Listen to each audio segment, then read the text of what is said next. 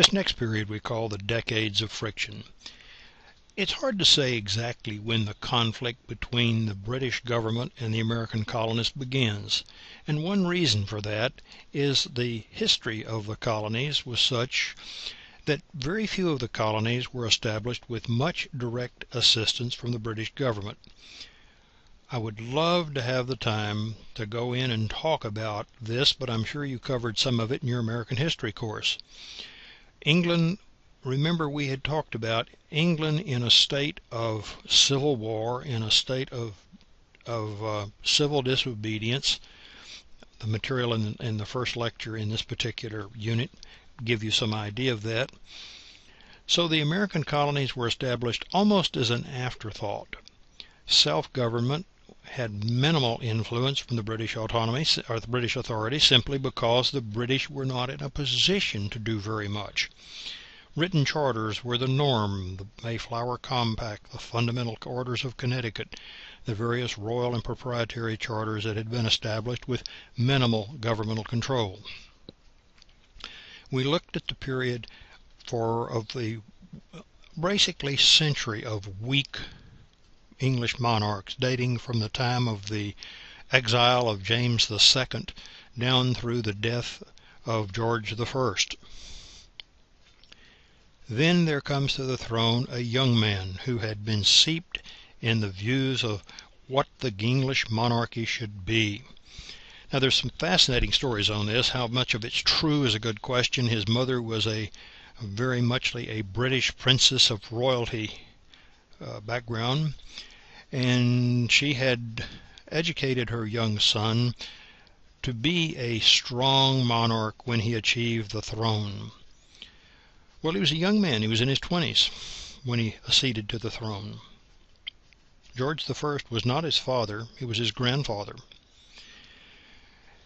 His main goals were to establish an enforcement of the Proclamation of 1763. I'm sure you remember about the French and Indian War that had just been concluded not too long before. To reestablish sound finances for the English monarchy and to enforce the British trade laws. Well, in doing so, he ruffled a lot of feathers.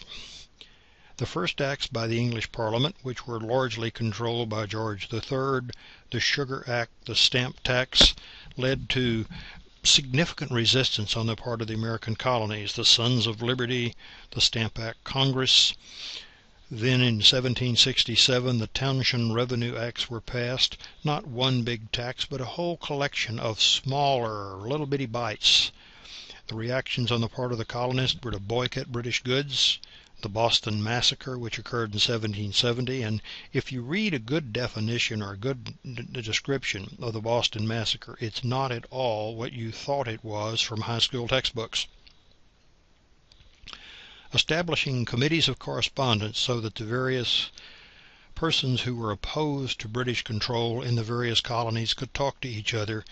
And then in 1773 the Boston Tea Party, in reaction to the British having closed down basically the harbor in Boston. A series of acts passed by the British government in response to the Tea Party. We called them the Intolerable Acts. The British called them the Force Acts. If none of these pieces of history are familiar to you, take a little time to review them. I'm not going to test you over them, but they help you understand what goes on. Other colonies jumped in to support Massachusetts. The First Continental Congress was called to protest. Lexington and Concord in 1775. And ultimately the Second Continental Congress, which chooses Washington as the general and agrees to raise an army to oppose the British. Now into this mix comes a guy by the name of Thomas Paine. He's a Scotsman, an anti-monarchist. He despises monarchy. He advocates independence of the American colonies and advocates a republican or representative form of democracy for the independent colonies.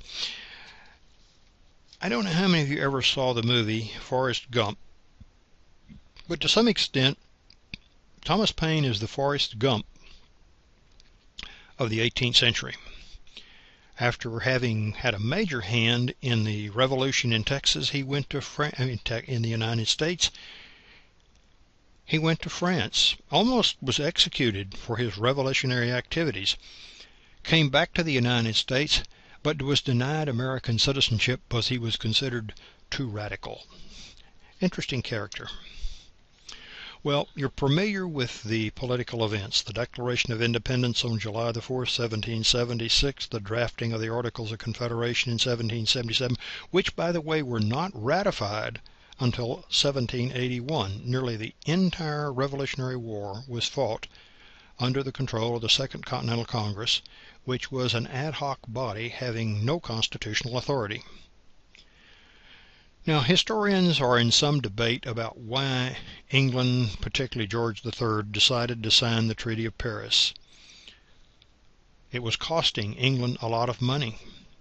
America had been the strongest trade partner of England prior to the Revolutionary War, and now that was not happening, and it was causing a lot of unemployment in English and a lot of reaction on the part of the British working people.